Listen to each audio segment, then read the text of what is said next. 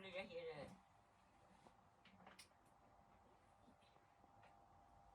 Ya bunu büyük pargaca koyardık ya.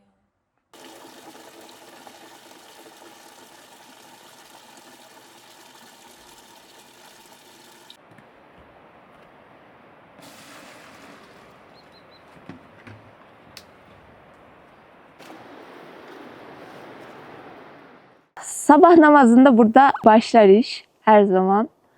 Bahar döneminde başlarsın. Kış yani ineklerini içeri alana kadar bu düzen böyle gider. Sabah namazında kalktın mı daha yatış yoktur. Ondan sonra hayvanlarımıza ot veririz, sağım yaparız. Kahvaltıyı yapar, ineklerimizi açarız. Otlatırız. Bazen erken alırsın içeri doymuşsalar.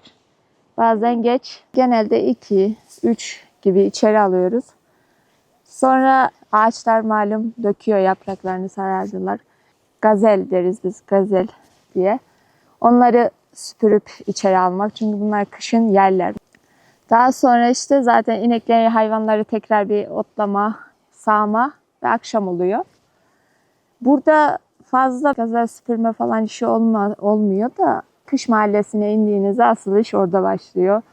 Hem inekleri otlatmak hem gazel almak, kışa, bir taraftan da soğuklar geliyor, kış başlayacak. Yani bir 15-20 gün orada tempolu çalışıyoruz oraya indiğimizde. Ondan sonra hayvanlarımızı içeri bağladıktan sonra tempo biraz daha azalıyor. Bostan toplamak da ayrı.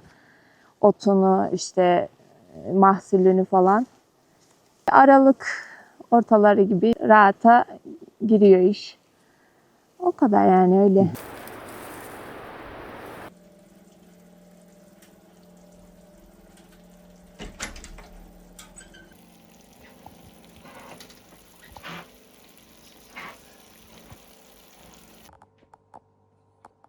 Mayta koç. Dün koçacaktı, bugün koç. Şavuşlarım o. Koştular ama o otun durmadılar. 20 yaşında, 21 yaşında evlendiler. Haydi Yine sağamıyorum. Bir şey git.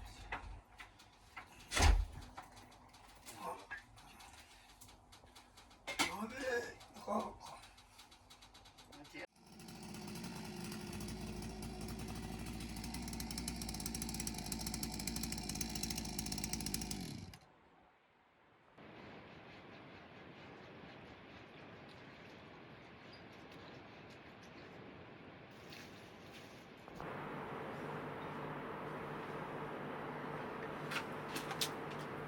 Nasıl yürüyormuş?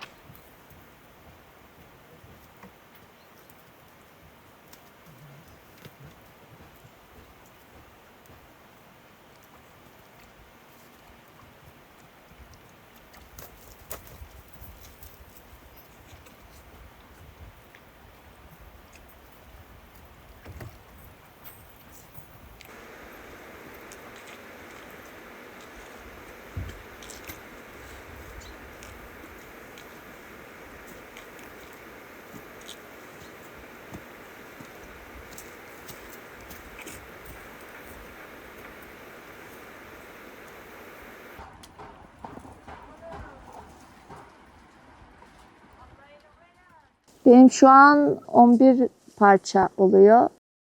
4 tane danamız var. 2 tane tosunumuz var. 4 ineğimiz var. Bir de katır var. Küçük baş buralarda kalmadı. Sadece bir teyzemiz var. İşte 6-7 tane o devam ettirmeye çalışıyor sevdiği için. Ama eskisi gibi yok yani. Çok eskide kalmış.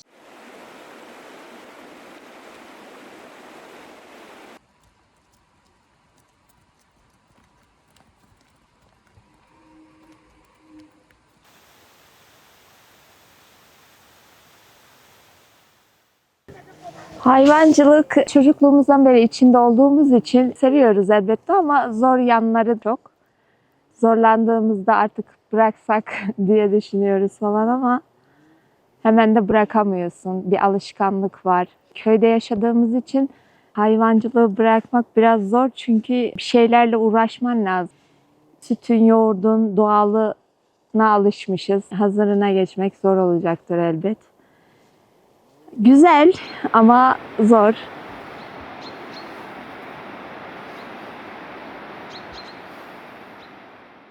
Dışarıdan insanlar baktığında ay köy hayatı çok güzel, çok şanslısınız falan ama hiç kimse zor yanlarını görmüyor. Görmek istemiyor belki de. Ama yorucu. Burada traktördür, makineleşme yok. Her şey kol gücü. Bostanını ekiyorsun kol gücüyle. Hayvanına bakıyorsun, otunu hazırlıyorsun. 12 ayın yani 2 ay böyle rahat edebiliyorsun. O da işte hayvanını, otunu, suyunu verip evine çekiliyorsun. Onun dışında hep bir koşturmaca. Bahar geliyor, bostan ek. Hayvanlara çıkan otları biç falan. Sürekli bir çalışma halindesin, bir tempo var. Yani bitmiyor köyün temposu diyeyim öyle. Hani hayvanın olmasa ya da işte bir tane inek baktın, bir tane bostan ektin. Çok güzel ama çoğa gitti mi, aşırıya gitti mi zora giriyor iş. Bizde de hayvan çok. Böyle olunca da zor oluyor. Bir de bizim köy sistemi biraz daha farklı. Hani düzenin bir yerde olur. Evden çıkarsın, bahçeye gidersin, gelirsin, ahıra gidersin, gelirsin. Böyle değil. Bizde dağınık dağınık. Şu an mesela herkesin 2-3 yerde evi vardır, düzeni vardır. Aşağıda başlarsın baharda mesela. Orada bostanını ekersin. Ondan sonra yayla zamanı gelir. İneklerini alıp yaylaya çıkarsın ama sadece yaylada kalamıyor insan. Gün içinde o en aşağı mahalleye de gidiyorsun, diğer mahalleye de gidiyorsun. Ot biç, bostanlara bak, sonra tekrar yaylaya dön. Bu çok yoruyor, çok zahmetli oluyor. Yoksa sadece bir yerde olsa düzenin çok kolay. Senede 2-3 kere göç yapıyoruz mesela. Yerleşik göçebe gibi bir şeyiz biz.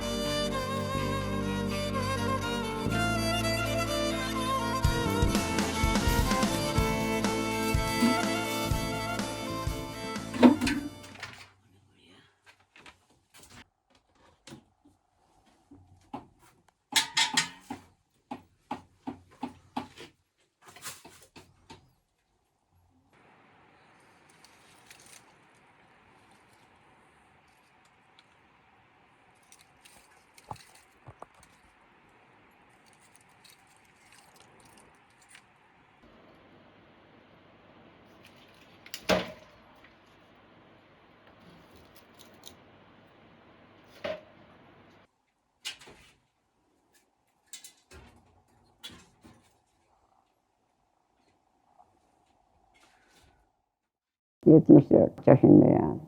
10 yaşından sonra oraya kalmışım elime, sonra daha zorluyorum. Kolay mı? Tabii zor. Zor da işte bari kimseye mecbur olmuyorsun işte. Ya, bunu da akşam çalışan yazama gelince bana ya patron kızacak, ya dövüşecek, ya beğenmeyecek. Kendi işini yapacaksın, hiç sana icabın yok işte. Koy işini eskiden babam gülde işte vardım.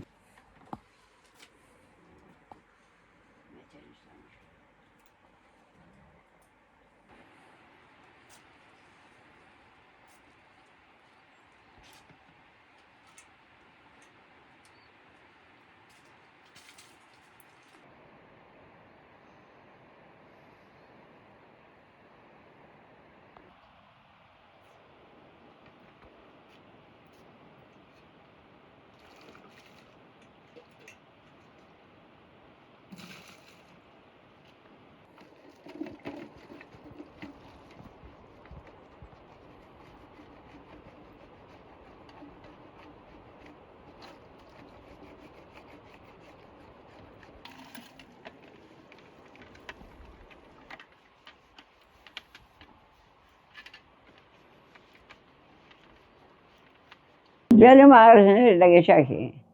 Ayağımı uzatıp da oturamam ki. Belli yok ki. Ben 2-3 yere gidermiş. Ayaklarımı uzatırsam arkaları yatırım.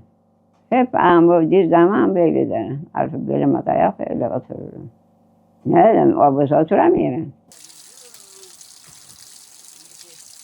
Bu yaşa gidiyor Koçerok, kış, kar yağıyor. 2 tane de kuzumuz var, uçlu. O kuza birbirinden gülüşüyor. Siz de yerimde karşı, araba çıkmıyor bir şey yok, şeyden cimrisinden yukarı. Daha da biraz aşağı yendi o işte cim. Patekimiz açtılar, orada bir kop var. Oraya yendi, dipten yukarı 3 tane araba çıktı oraya. Yoldan yukarı, aşağı yukarı çıkacaklar yok, kar. Yani bunları kopa bastık. Ya güleşmeyle de tarlaştık. Kopa bastık oraya ki arabalar yol verdik. Bir de geri döndüm ki, orada bahar tanesi vardı, onu arabalar ürküttü, aldı gittiler geri. Kız Züleyha dedim, tanayı götürdüler. Züleyha da arabaların peşine koştu. O çağını koptan, o kızlar güleşti, vurdu bilmem. O yine bizimkiler katı gitti, bilmem. Arkamdan o kopa. Nasıl belime çakıl deseler vereyim. Öyle yüzü kolu yattı. Üstümden aşına sığır gitti. Sığır gitti, şimdi kalkacağım, imkan yok, kalkamıyorum. Karlar yapışıyorum, karlar elimden gitti. Yuvarlayayım yolda. Benim belim eğri olmuş, kalkamıyorum. Sandım da kırıldı. Oradan bankaya yenen alınca çektim. Küçük giderim, otururum. Yerlere sarıldım, kalkarım. Bankaya yok, para yok, doktora gidelim. 2 gün mal kayırırım, belimden amanım kesilir. 2 gün yatarım. Baharım gittim. Başladılar ki, bir 20 gün 2 yere bükülmüşsün ya, neredeymişsin? Oraya geleydin, gene bir imkan olurdu. Şimdi bir şey yapamazdı. Olana kadar çekeceksin böyle. Çekiyorum. Kaç senedir ki. Hani kız değilim ben. Şimdi buradan bir şey arayacağım. İmkan yok doğrudan artık. Bir şey pişireceğim ki doğrudan. Neyse öyle uğraşıyorum. Ben hala da uğraşıyorum.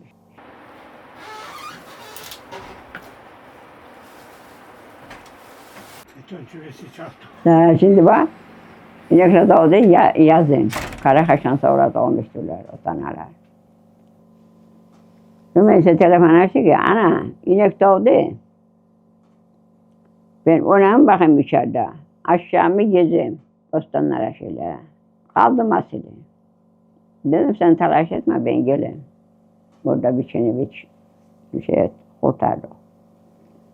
Doğru arabaya bindim kaynıma, doğru yaylaya.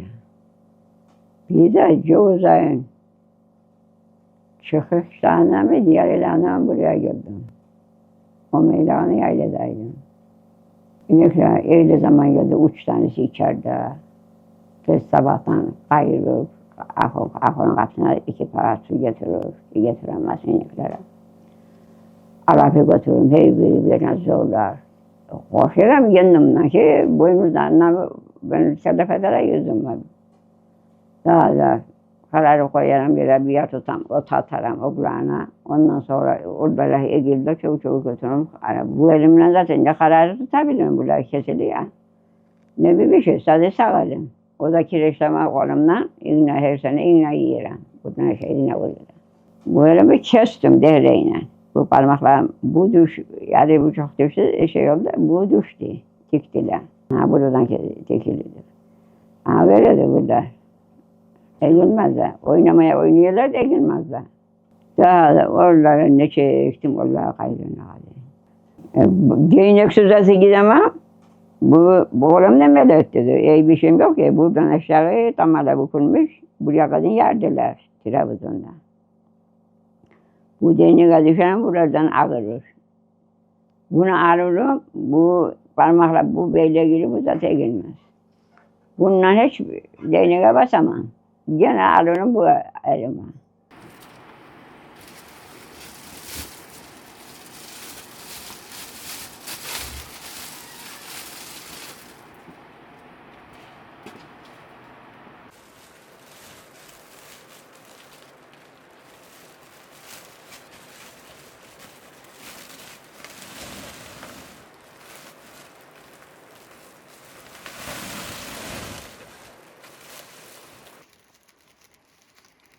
İleri yol aç.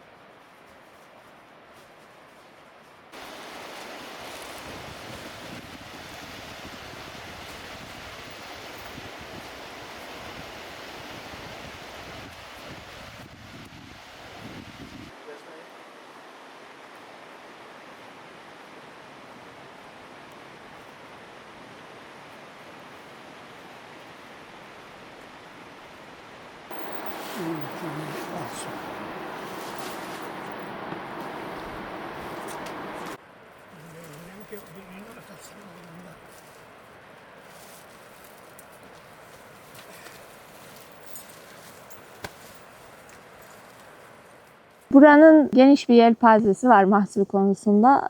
Ama her bölgenin de yiyeceğimiz mahsul, sebze, meyve değişiyor.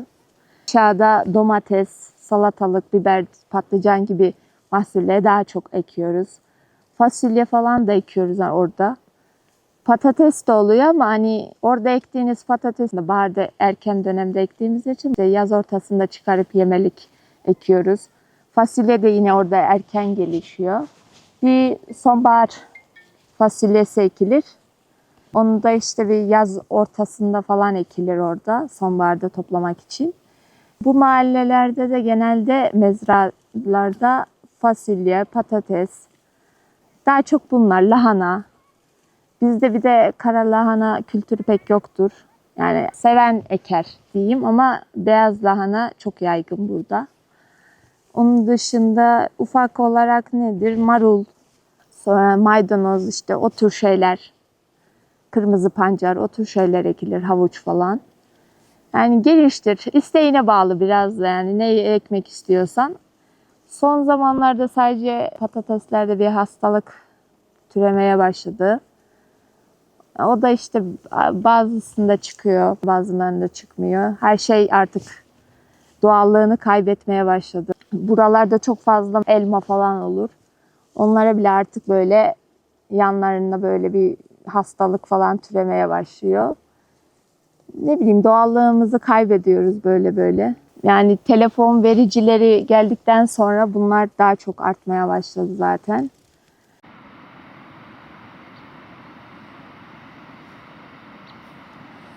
Şöyle söyleyeyim, köyü çok seviyorum. Üniversite bittikten sonra da zaten iş arama sürecinde köydeydim hep. Aileme yardımcı oluyorum falan. Köyü seviyorum ama bir okuyorsun, hani bir hayalle okuyorsun. Bunu da nerede gerçekleştirebilirsin? Şehirde. Yani imkan olarak şehir ama yaşama kalitesi olarak dersek köy. Köy daha güzel.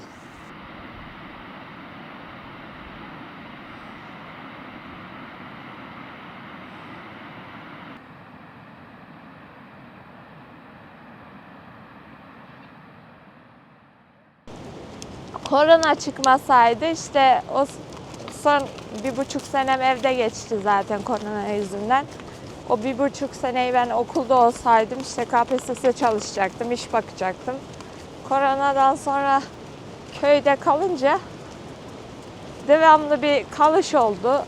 Sonra da zaten anne babam da rahatsız falan derken böyle kaldık da kaldık.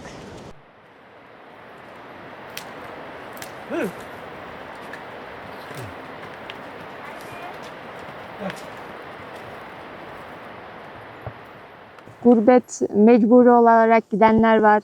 Hani yazları gelenimiz çoktur. Yani Antalya'ya gideyim demek yerine köye gideyim diyen gelen çoktur. Bir de Koçoğul Festivalimiz vardır. O zaman gelen çok oluyor.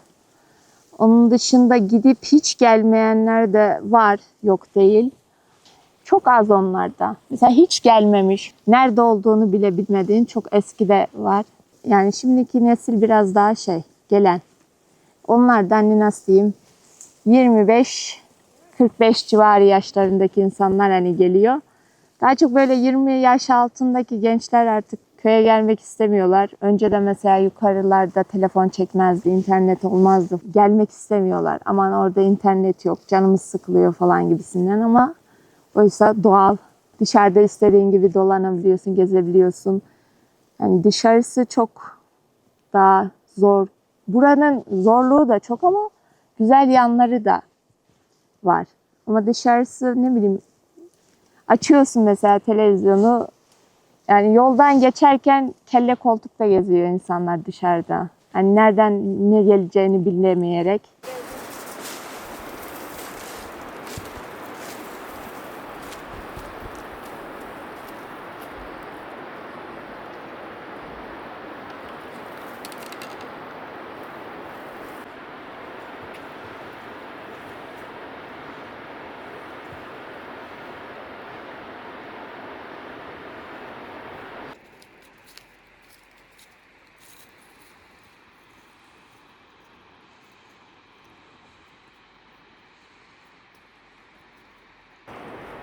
Ben bir şey sormadım.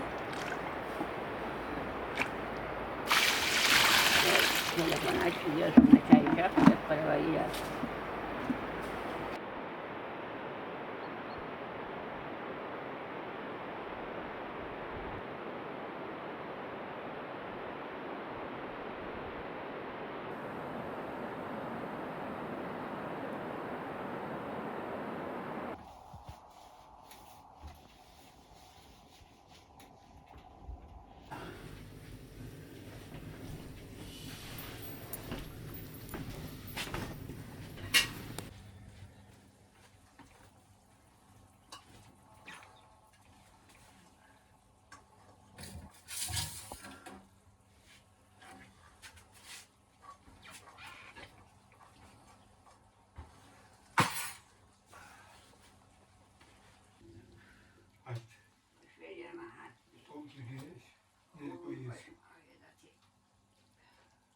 Duran şey uyan arayasın.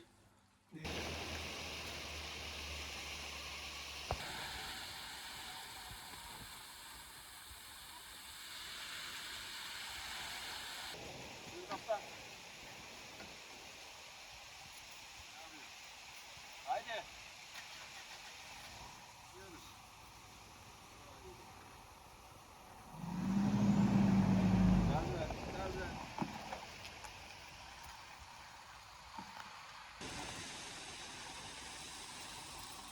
Al sahaya.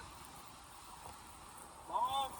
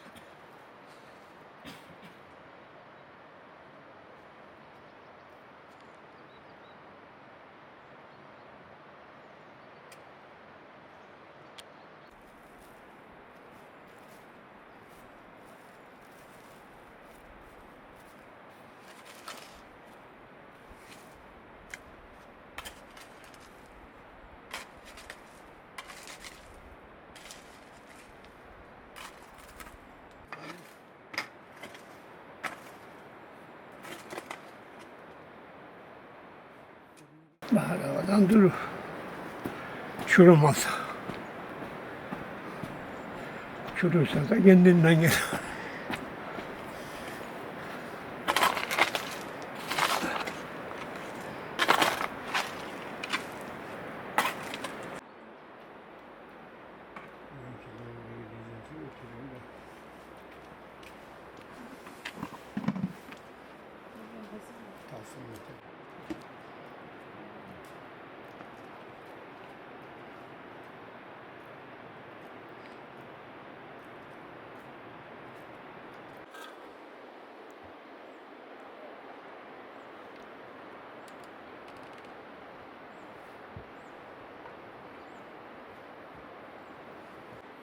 Biraz ara.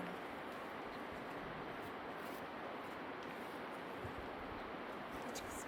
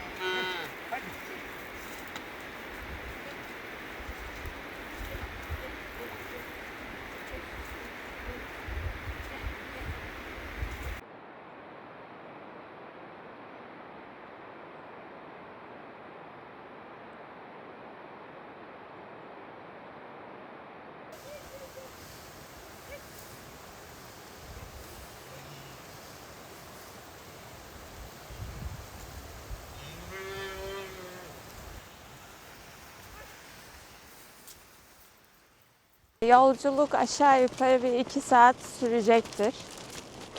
O da yani hayvanın hızına göre de değişiyor tabii. Bazen yolda yayılıyorlar, bazen yoruluyorlar. Ama 2 saat kesin bir yolculuk var. Yayladan aşağı daha kısa sürüyor mesela Kallat'a, mezraya. Buradan aşağı Kış Mahallesi'ne inmemiz biraz daha uzun sürüyor. Ama öyle günlerce falan gitmiyoruz. Burada yolculuklar daha kısa.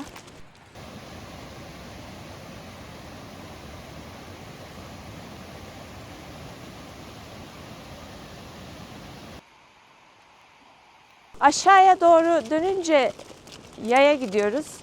Mesela baharda yaylaya çıkarken veya mezraya çıkarken hayvanlar işte 5-6 ay sürekli ahırda olduğu için yorulurlar bir de yukarıya.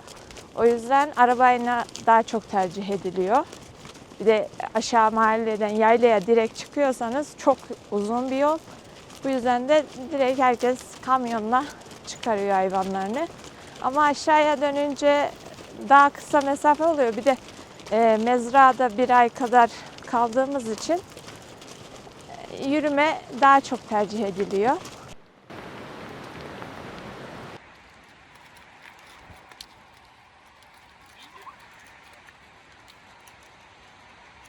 Önceden göçler daha zahmetliymiş. Çünkü kamyonlar daha çıkmamış. Gelmemiş, belki de çıkmış ama gelmemiş.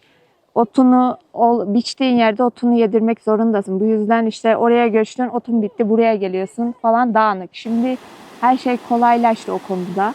Otunu istediğin gibi orada durmak istiyorsan oraya götürüyorsun falan. Önceden bir aşağı mahallemiz var. Kışın kaldığımız. 6 ay falan orada kalıyoruz. 5-6 ay. İşte baharda eğer istersen bu mahalleye gelebiliyorsun. Ama istemezsen oradan direkt yaylaya çıkıyorsun. Onun dışında da yaz döneminde yaylada ineklerimiz oluyor. Asıl düzen burada oluyor. Buraya gelip gidiyorsun. Burada da böyle bir ay 20 gün kadar kalıp aşağı iniyoruz. Yani tamamen düzenini nasıl sağlarsan diyeyim, nasıl kolayına gelirse. Mesela bazen oluyor, kuraklık oluyor. Burada pek biçtiğimiz yerlerin meret deriz. Tekrardan yeşillenmesi. Merediniz azsa burada da az kalmış oluyorsunuz. Çünkü ineklere göre hareket ediyoruz. Her yerin düzeni de farklı. Yaylada dağa gönderiyorsun hayvanını. Gün içinde işini çok rahat yapabiliyorsun. Ama aşağı indiğinde hayvanın elinde oluyor. Hayvanını kendin otlatacaksın. İşini kendin yapacaksın. Gün içi, bir de sonbaharda gün azalıyor, saatler. Yani biraz yetiştirmek zor oluyor.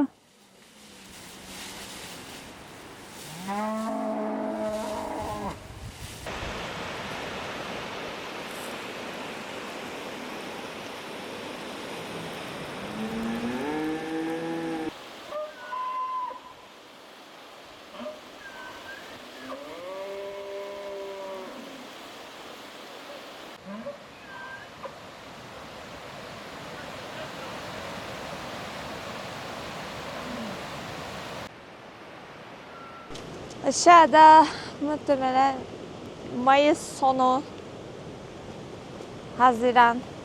Yani Haziran'da yaylaya kesin çıkmış oluyoruz da bazen Kavlat'a göçüyoruz. Ya da işte ineklerimiz fazla olduğu için bazen işte babam biraz ile orada kalıyor. Ben biraz ile aşağıda kalıyorum. Orada bahçe işte ahbelineme, ekme işlerine bakıyor. Ben de aşağıda erken Nisan sonu gibi otlar büyümüş oluyor. Biçmeye başlıyoruz aşağıda. Onlarla uğraşıyorum biraz.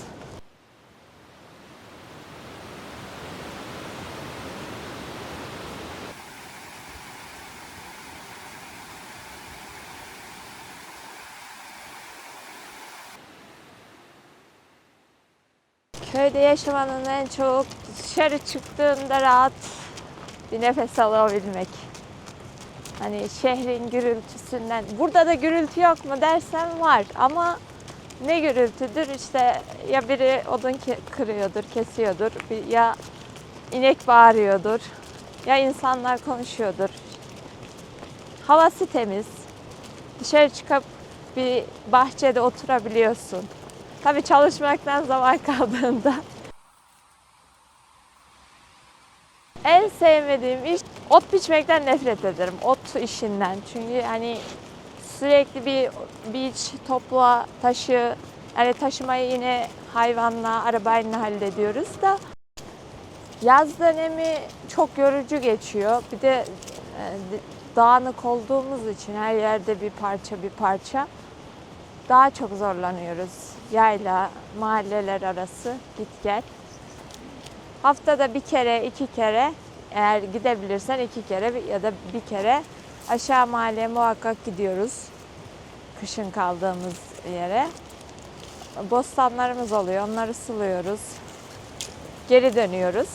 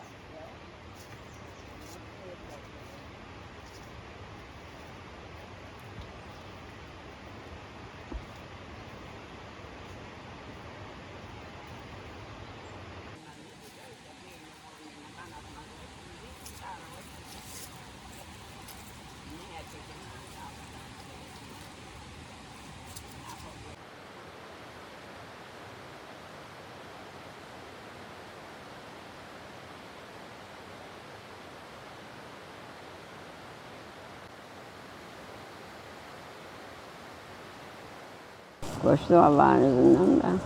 Bir dert gelmez Allah'ına. Buralara. Allah nasip etmezse bahara kadar burada yoktu.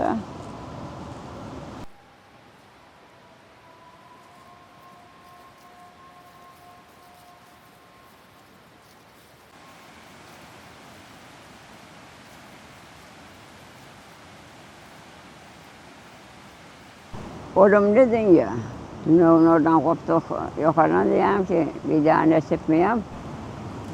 Bugünden yarından iyi dersin ki geleceğim. Koçay 1, Karakış 2, Zemheri 3, Ucuk 4, Mart 5, Abril 6, Mayıs 7, Mayıs'ın oldu sene 20'sinde kaçırdık buradan yukarı burada ot bütçede.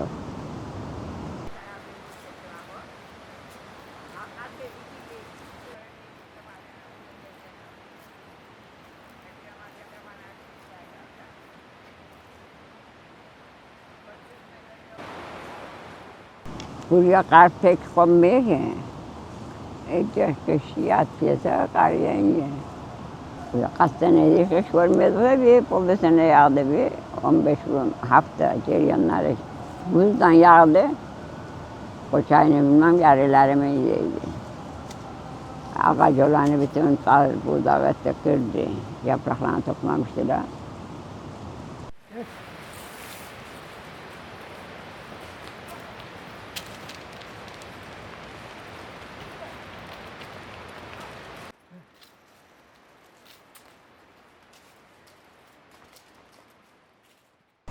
Şimdiki komşu var, duruyor burada aşağı.